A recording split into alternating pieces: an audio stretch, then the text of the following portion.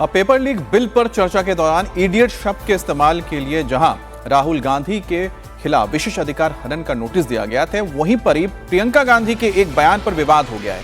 प्रियंका ने paper leak पर चर्चा के दौरान गौमूत्र का जिक्र किया था। सरकार की तरफ से बनाई गई हाई पावर्ड कमेटी के मेंबर आईआईटी मद्रास के डायरेक्टर वी कामाकोटी को गौमूत्र एक्सपर्ट बताकर उनका मजाक उड़ाया था। अब देश भर के बड़े बड़े शिक्षाविदों ने इस पर नाराजगी जाहिर की है।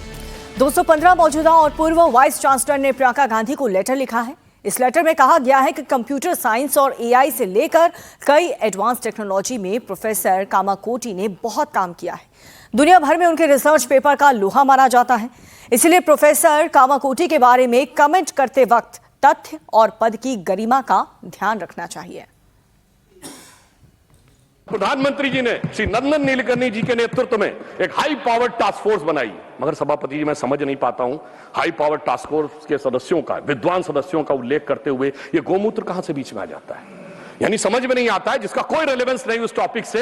तो मैं बताना चाहता हूं, जिनको गोमूत्र की भी समस्या है तो मैं उन्हें बताना चाहता हूं, गोमूत्र का anti bacterial, anti fungal, medicinal value के लिए यूएस में पेटेंट है and the patent number is 6410059 और गोमूत्र का बायो एनहांसर के रूप में यूएस में साइंटिफिक पेटेंट है 6896907।